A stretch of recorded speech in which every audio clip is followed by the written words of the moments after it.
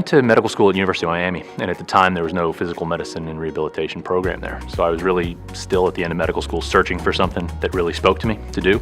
And I'd always been involved in sports, and I'd always been involved in physical activities, and there was just something that spoke to me about rehab, about the functional component of it, of getting people that had hurt themselves or that were injured really severely, getting them back to a really high quality of life. That really resonated with me.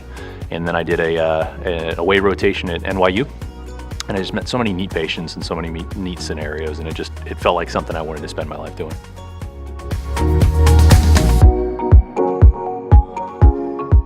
One of the things that really drew me to it was the people who I met just seemed so happy and passionate about their field. In fact, one of my best friends from residency, actually she said that she picked rehab because she used to ask attendings and residents and fellows in the different fields that she rotated through, if you had to do this again, would you pick the same field? And then she said when she got to her rehab rotation, she couldn't find a single physiatrist who said that they would do something different. One of the things that we pick when we pick a specialty is not just the area of medicine that we're going to practice, but also we're choosing who our colleagues are going to be for the next 30 or 40 years that we're in practice. And that's really certainly one of the draws, I think, for rehab medicine.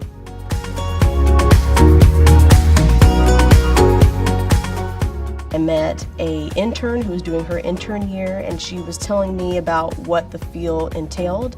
My med school had no physical medicine rehabilitation department, so my first elective my first month of that last year of medical school was an away rotation in physical medicine rehabilitation, and from there, what I saw, I loved it. It was actually something that I envisioned myself being able to do every day of my life.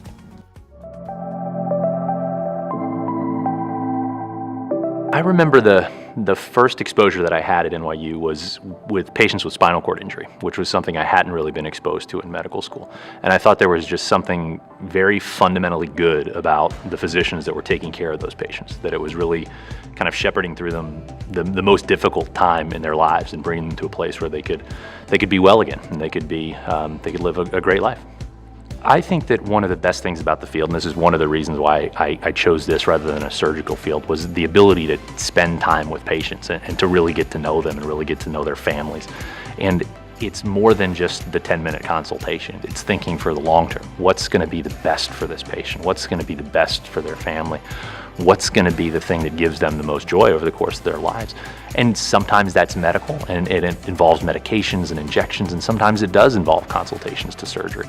But a lot of times it involves getting the patient to rehabilitate themselves, to get well on their own, to invest in their own health. And I think that's just fundamentally wonderful about the field.